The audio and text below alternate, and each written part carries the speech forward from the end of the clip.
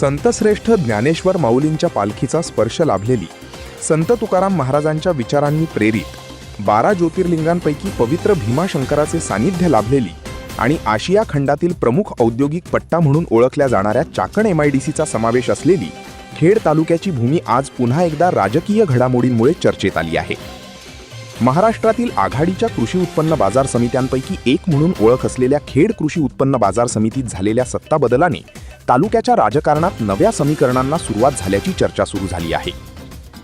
गटनेते तथा जिल्हा परिषद सदस्य ॲडव्होकेट विजयसिंह बाबासाहेब शिंदे पाटील यांनी सभापतीपदाचा राजीनामा दिल्यानंतर नव्या नेतृत्वाची निवड झाली. सभापतीपदी अशोक राक्षे तर उपसभापतीपदी येलवाडीचे माजी सरपंच रणजित गाडे यांची निवड झाली. खेड बाजार समितीवर अनेक वर्षे माजी आमदार दिलीप मोहिते पाटील यांच्या गटाचे वर्चस्व राहिले. त्यांनी महाराष्ट्र राज्य बाजार समिती महासंघाच्या अध्यक्षपदाची जबाबदारीही सांभाळली होती. त्यामुळे बाजार समिती हा त्यांचा मजबूत राजकीय बालेकिल्ला मानला जात होता. मात्र विधानसभा निवडणुकीपूर्वी तालुक्यात घडलेल्या राजकीय घडामोडींमध्ये ॲडव्होकेट विजयसिंह शिंदे पाटील यांच्या नेतृत्वाखाली निर्माण झालेल्या शिंदे पॅटर्नने सर्वांचे लक्ष वेधले. काही संचालकांनी त्यांना साथ दिल्यानंतर बाजार समितीतील सत्ता समीकरणे बदलली आणि ते सभापतीपदी विराजमान झाले. सभापतीपदाच्या कार्यकाळात बाजार समितीत अनेक विकास कामे झाल्याचा दावा समर्थकांकडून केला जातो.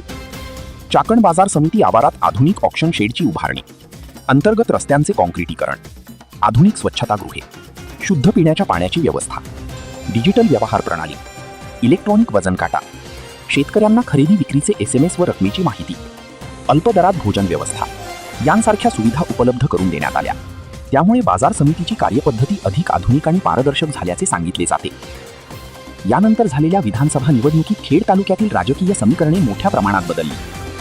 खेड या संस्थेच्या सभापती आणि उपसभापती निवडीचा आपण दिनांक 28/7/26 रोजी कार्यक्रम आयोजित केला होता. सदर कार्यक्रमात आपण 8 टप्पे केले होते. पहिला टप्पा नामनिर्देशन पत्र वाटप व स्वीकृती सकाळी 11:15 ते 11:45. नामनिर्देशन पत्राची छाननी 11:46 ते 12:05.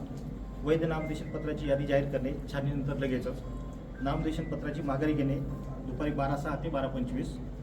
अंतिम उमेदवाराची यादी जाहीर करणे 12:26. आवश्यकतेनुसार निवडणूक मतदान प्रक्रिया 12:30 ते 1 वाजेपर्यंत आणि मतमोजणी प्रक्रिया मतदानानंतर लगेच. सदरच्या आजच्या सभापती आणि उपसभापतीच्या निवडीच्या कार्यक्रमात सभेपुढे सभापतीपदासाठी श्री विजयसिंह बाबासाहेब शिंदे यांनी अशोक बाबून राक्षे यांचं नाव सुचवलं होतं व त्यास सोमनाथ विठ्ठल मुंगसे यांनी अनुमोदन दिलं होतं. आणि उपसभापतीपदाच्या निवडीसाठी क्रांती संदीप सोमवंशी यांनी रणजित विठ्ठल गाडे यांचं नाव सुचवलं होतं व त्यास अनुराग संजय जैन यांनी अनुमोदन दिलं होतं.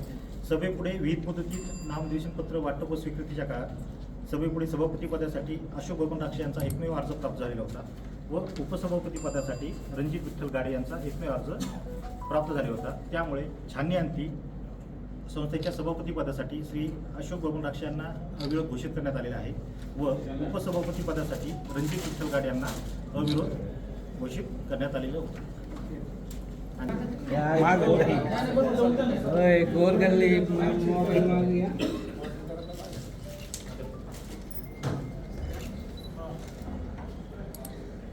एक मिनिट आहे तसे थांबा. एक मिनिट समोर इकडे.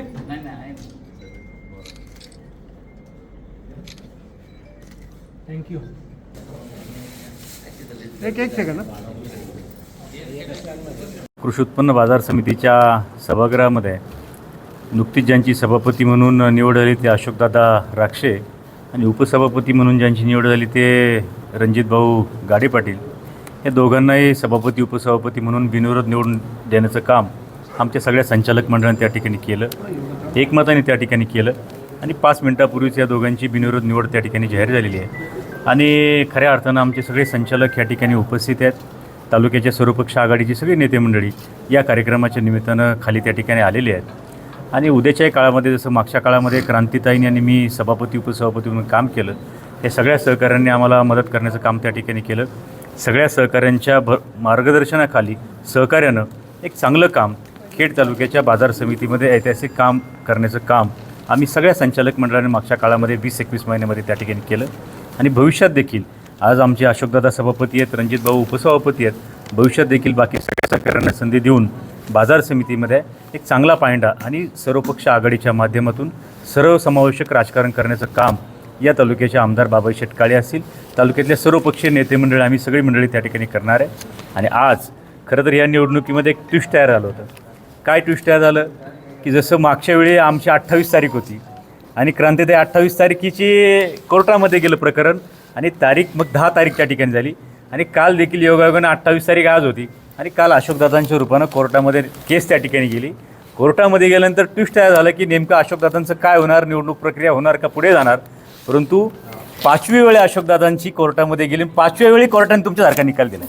त्यामुळे अशोकदादांचं एकच वाक्य आहे की सत्य विजय आहे आणि आम्हाला देखील चांगलं काम या ठिकाणी करायचं आहे. बाजार समितीमध्ये आम्हाला कुठलंही राजकारण करायचं नाही, कुणावर टीकाटिप्पणी करायचं नाही. ही शेतकऱ्यांची संस्था आहे.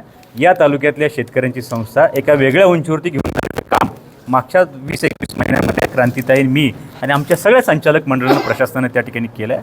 आणि उद्याच्याही काळामध्ये हाच पायंडा कायम ठेवून सभापती उपसभापती जरी कुणी झाले, परंतु बाजार समितीचा पारदर्शक कारभार, बाजार समितीचं चांगलं काम, शेतकऱ्यांप्रती असलेली भावना, या सगळ्या गोष्टी, सर्वसमावेशक राजकारण, हे सगळं उद्याच्या काळामध्ये या तालुक्याच्या राजकारणामध्ये तुम्हाला अनुभवायला मिळेल. कारण ही शेतकऱ्यांची संस्था आहे, आम्ही सगळे शेतकऱ्यांचे सुपुत्र आहोत.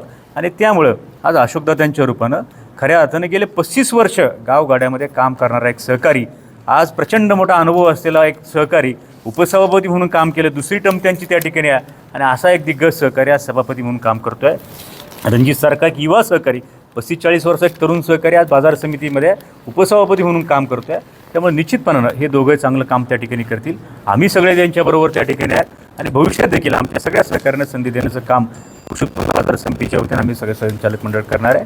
आणि सर्वसमावेशक सर्वपक्षीय राजकारण हा आमचा अजेंडा आहे. तो आजही कायम आहे आणि उद्याही कायम आहे. आज या दोघांची निवड झाली. मी आपल्या सगळ्यांच्या वतीने या दोघांचं मनापासून अभिनंदन त्या ठिकाणी करतो. धन्यवाद.